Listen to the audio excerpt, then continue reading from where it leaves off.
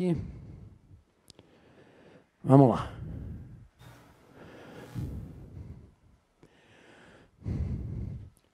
Senhores, revelia é o tema. E o primeiro passo dentro do tema é uma devida conceituação. Parece bobagem, mas por favor. Artigo 319, primeira parte. Porque apesar do artigo 319 ser ali um dispositivo bem pequeno, dá para dividir ele em duas partes.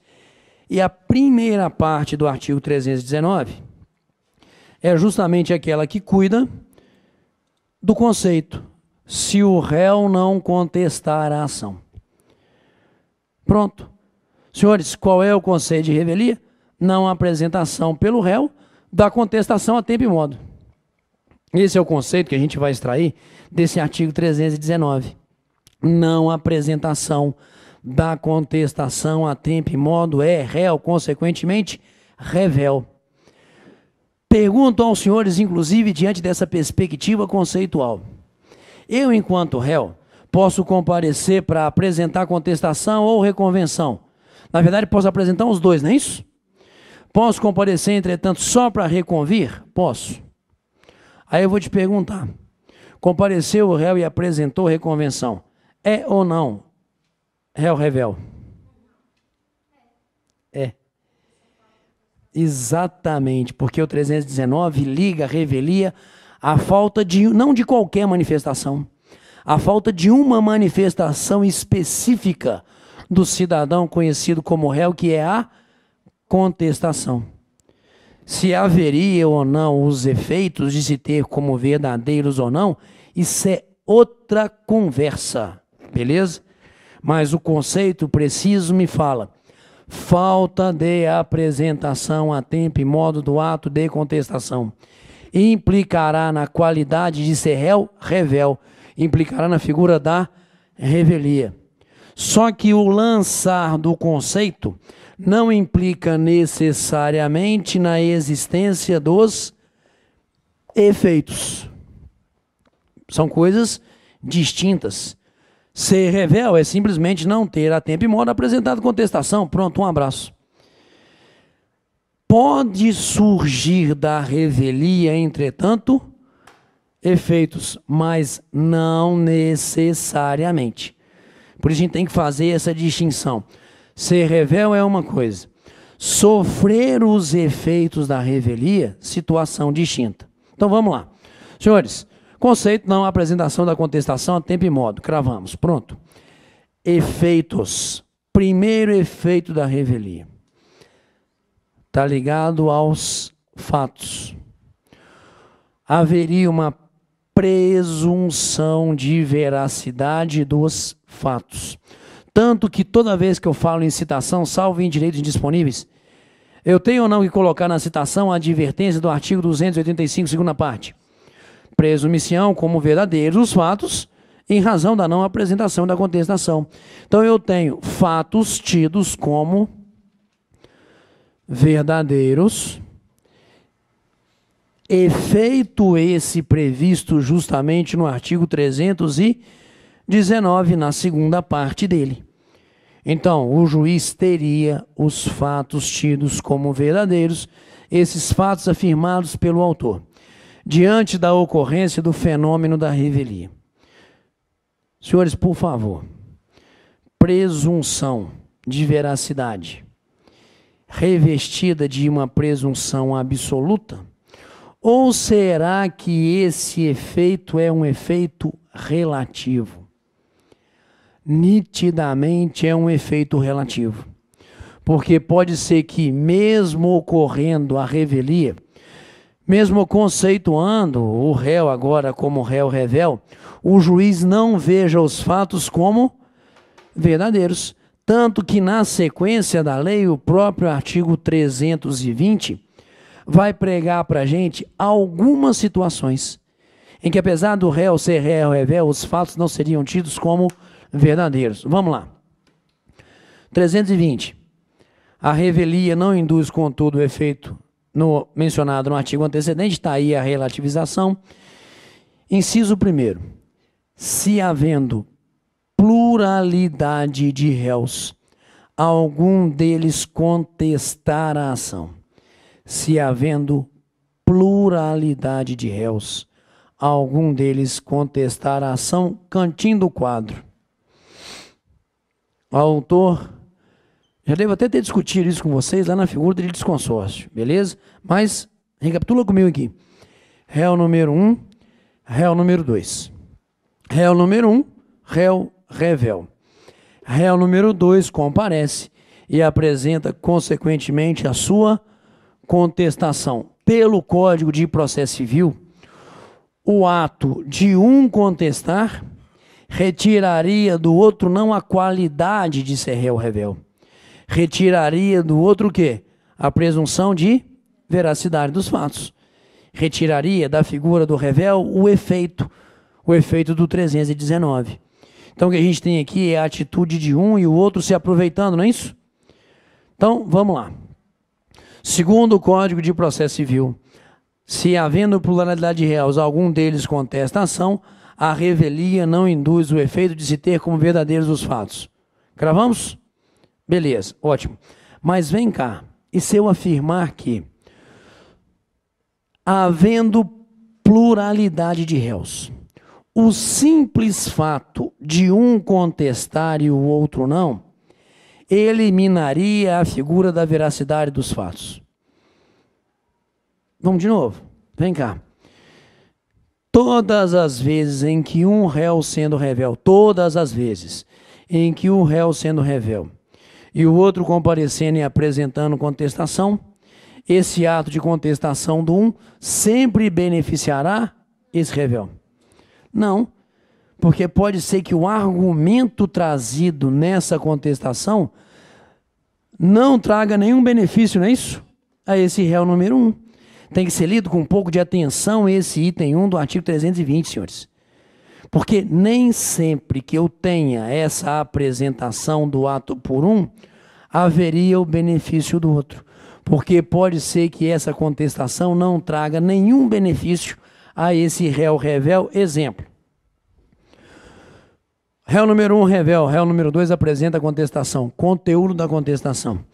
Juiz, eu tenho que julgar improcedente o pedido, estou alegando em contestação, porque para o ilícito a culpa foi exclusiva do autor.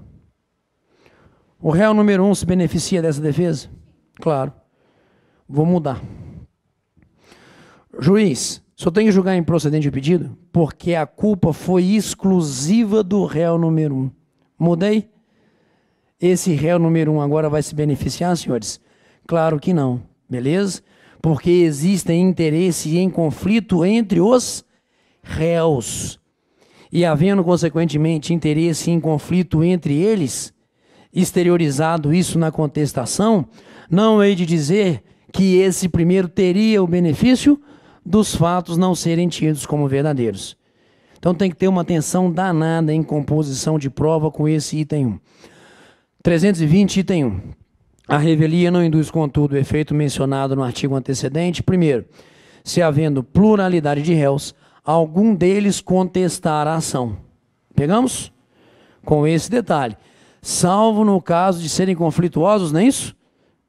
Os interesses, porque aí a gente manteria o efeito 319. Pegamos todo mundo? Beleza. Então, efeito, portanto, totalmente relativo.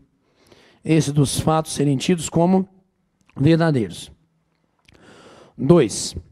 Se o litígio versar sobre direitos indisponíveis. 320, item 2. Senhores, se o direito é indisponível, nem a confissão eu aceito. Nem a confissão gera o peso de se ter como verdadeiro. E a confissão pressupõe uma atitude positiva, não é isso? Desse cidadão conhecido como réu. Ser direito indisponível pressupõe revelia, não se tem como verdadeiro dos fatos. Porque a revelia é uma omissão. Nem o ato de confissão eu tenho ali, enquanto juiz, única e exclusivamente, como peso para eu ter o fato como verdadeiro, quando eu estou lidando com direitos indisponíveis, o que dirá a omissão, não é isso? Do cidadão lançado como réu. E 3. Se a petição inicial não estiver acompanhada do instrumento público que a lei considere indispensável à prova do ato. Exemplo, o cidadão alega na petição inicial ser proprietário de um determinado bem imóvel. Réu revel. Senhores, esse ato, ser proprietário de bem imóvel, pressupõe um documento público? Pressupõe uma escritura pública devidamente registrada no cartório de registro de imóveis, não é isso? Tranquilo? Se um cidadão afirma, por exemplo, ser casado na petição inicial, esse dito ato de casamento pressupõe um instrumento público também, senhores? Qual? Certidão de óbito, não é isso? Beleza? Que ali junto demonstraria o estado de. Ótimo. Então, dentro dessa perspectiva, se eu tenho esse ato, que seria um ato, que seria comprovado por documento público, a falta dele e a falta da contestação não teria o fato tido como verdadeiro. Senhores, nós estamos diante aqui totalmente de uma situação de efeito relativo, não é isso? Relativizado. Não apenas nas hipóteses do 320. Se eu afirmo em eventual situação de prova que as situações dos 320 esgotam todas as situações em que o juiz, apesar da revelia, não leria os fatos como verdadeiros, falso, senhores. Porque eu te pergunto, o juiz pode, de ofício, determinar a produção de provas? Pode. O artigo 130 do Código de Processo Civil, artigo 130, fala que o juiz pode, tanto a requerimento quanto de ofício, determinar que provas sejam produzidas. Por quê, senhores? Porque o juiz tem também o dever da busca da verdade real. Isso, claro, também no direito processual civil. E se eventualmente há um fato narrado na petição inicial, fato esse que não está devidamente ali,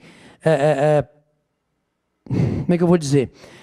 É um fato para ele esdrúxulo, é um fato que está em contraposição àquilo que ele acredita, tranquilo? E o réu fica revel.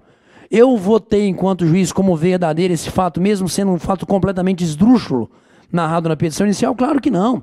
Eu vou virar para o cidadão réu e vou falar o quê? Réu, me convença. Apesar da revelia de não se enquadrar na hipótese 320, me convença quanto à verdade desse fato narrado na petição inicial. Traga a prova, que seja a prova necessária e suficiente ao meu convencimento. Ao autor, falei réu, não é isso? Desculpa, ao autor.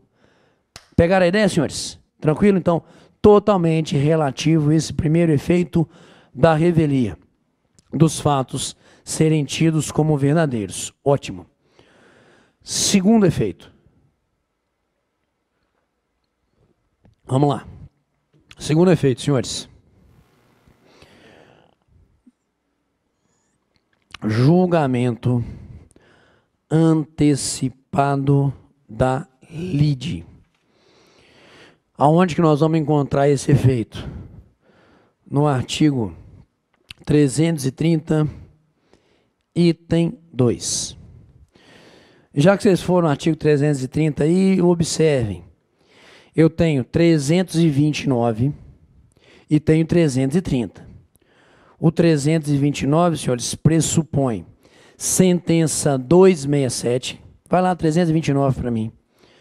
Pressupõe sentença 267. Julgamento conforme o estado do processo, 267, extinção dele sem resolução do mérito. Mas também no 329, eu tenho uma referência ao artigo 269. Tenho itens 2 a 5. Ou seja, o 329 me fala julgamento conforme o estado do processo e extinção do processo sem resolução do mérito. Beleza? Ou até mesmo com resolução do mérito. Item 2 a 5 do 269. E quais são os itens 2 a 5 do artigo 269, senhores? Se o réu concordar com o pedido, se as partes transigirem, prescrição e decadência, ou se o autor renunciar ao direito em que se funda a ação. Beleza? Aí o juiz julga o processo de uma vez. Isso, pela lei, não é julgamento antecipado da lide. O que é, na lei, realmente o 330, o dito julgamento antecipado da lide? Porque o 329, observa, mata todas as hipóteses de extinção sem julgamento do mérito e quase todas as com mérito, sobrando aqui apenas o 269, item 1. Julgar antecipadamente a lide é o juiz antecipar no tempo a sentença de mérito por excelência. Aquela em que ele, juiz, verificando a pretensão, julga procedente ou improcedente o pedido, não por acordo entre as partes, ou um concordando ou o outro renunciando, ou em razão de prescrição ou decadência, porque aí não é 330, aí é 329. É julgamento conforme o estado do processo. Para ser 330, julgamento antecipado da lide, é sentença de mérito por excelência. É o juiz realmente julgando procedente ou improcedente. Sacaram a ideia aqui, senhores? Eu tenho duas coisas distintas. Julgamento conforme o estado do processo. 329, ou é sem mérito, ou é com mérito. Porque o réu concordou, o autor renunciou, as partes transigiram ou prescrição e decadência. 330 não cuida disso. 330 não cuida de qualquer sentença de mérito. 330 cuida da sentença de mérito por excelência. Aro 269, item 1. Onde o juiz realmente, não por acordo das partes, ou aceitação do réu, renúncia do autor, nada disso. É o juiz realmente julgando o mérito, é o juiz realmente julgando a lide. 1. Matéria exclusivamente de direito. 2. Sendo de direito ou de fato não ser necessário produção de prova em audiência. Correto? Item 2. Quando ocorre a revelia. Senhores, por favor, sempre que existe revelia, haverá julgamento antecipado da lide? Não. Aqui, só se eu tenho primeiro os fatos como verdadeiros. Só. Beleza? Esse segundo efeito é efeito condicionado. Eu só posso afirmar que haverá esse efeito do julgamento antecipado da lide se primeiro eu, juiz, tenho os fatos como verdadeiros. Porque se os fatos não forem tidos como verdadeiros, é o que a gente veio discutindo, o que o juiz vai ter que falar para o autor. Autor, me prova, não é isso? Porque eu não estou acreditando, apesar da revelia, que esse fato é um fato verdadeiro, pura e simplesmente assim. Então, nesse caso, não haveria julgamento antecipado da lide, porque julgar antecipadamente a lide é, em substância 269 e 1. Eu estou indo na bagaça, eu estou indo no mérito, eu estou indo na pretensão. Tranquilo? Ótimo. Mas, formalmente, é antecipar a sentença no tempo, não é isso? Eu antecipo ela no tempo porque não é necessário mais provas. Porque eu já vi os fatos como verdadeiros diante da revelia. Então, também não é absoluto esse segundo efeito. É um efeito condicionado à ocorrência do primeiro. Cravamos, senhores? Manda. Sim. Ah, você está pegando o artigo 285A, não é isso? Daquele julgamento lá no inicinho, não é isso? Beleza? Ali eu posso dizer que também é um exemplo de julgamento antecipado da lide? Posso. Porque a sentença é 269, item 1. Matéria exclusivamente de direito. Não preciso, entretanto, quando eu enquadro no 285, nem de pensar no ato de citação, não é isso? Claro, ali eu tenho uma situação também de julgamento antecipado da lide, sem problema nenhum, posso dizer isso. Porque é matéria exclusivamente de direito enquadrável na estrutura do 285A, de eu ter uma sentença de paradigma, não é isso? Já quanto a essa matéria de direito, perfeito, sem problema nenhum.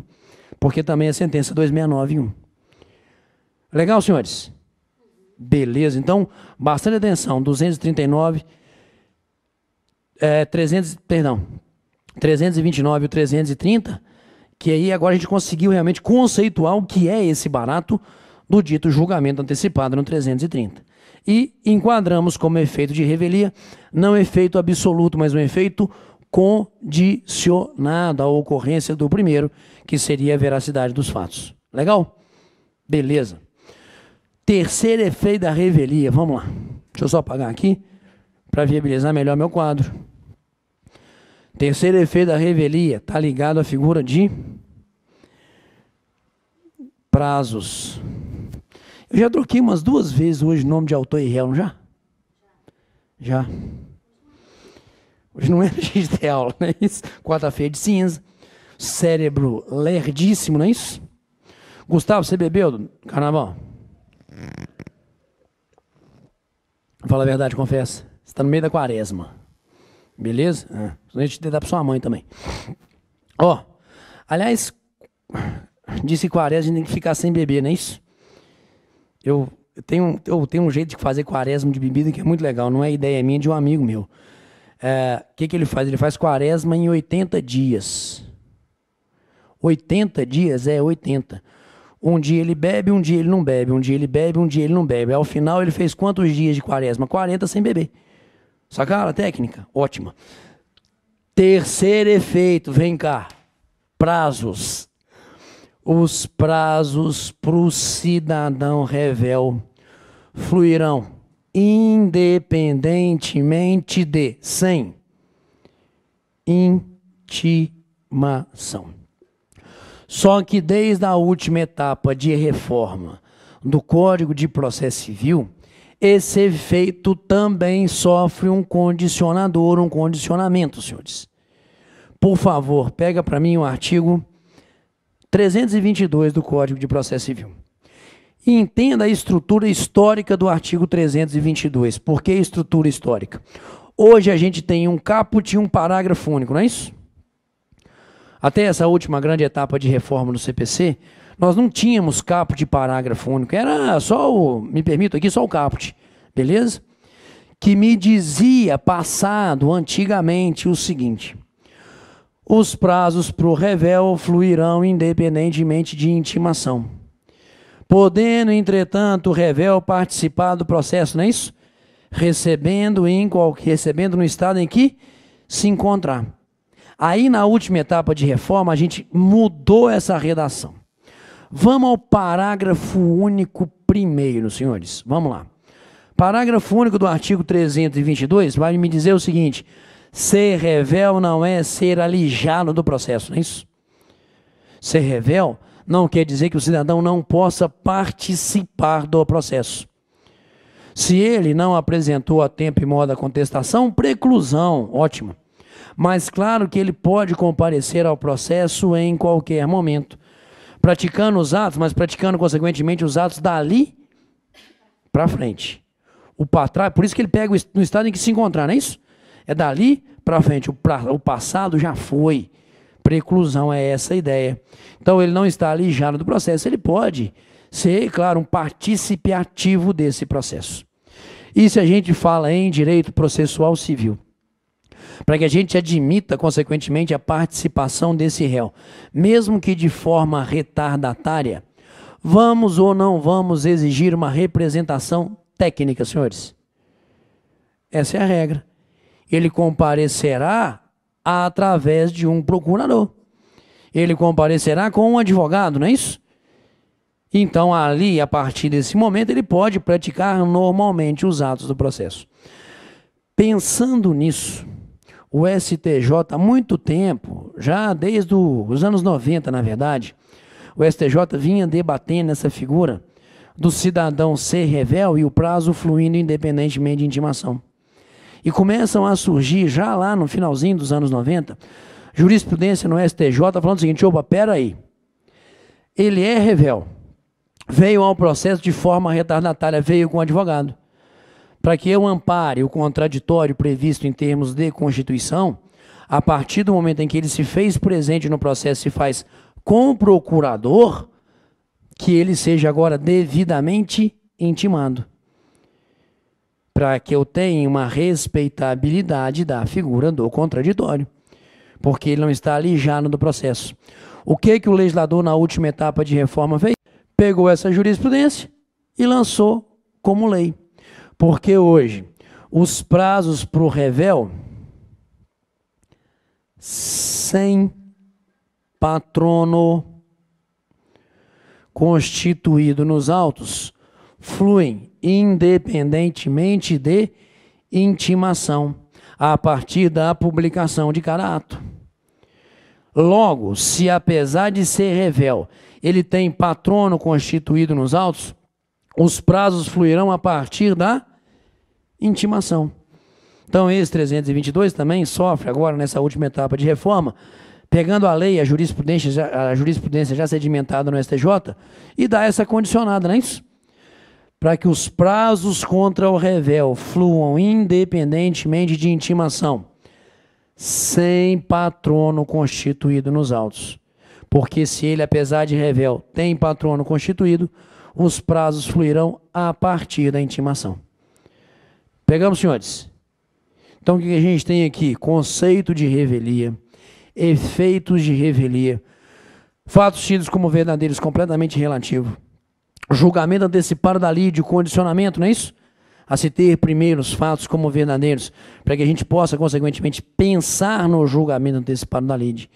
E os prazos fluindo para o revel sem patrono, independentemente de intimação, podendo, entretanto, participar ativamente do processo, em qualquer momento esse cidadão réu, pegando o processo no estado em que se encontrar. Aí, a partir do momento em que ele se torna partícipe, seria com o patrono, os prazos fluirão a partir da intimação. Essa é a ideia. Cravamos? Tranquilaço? Ótimo.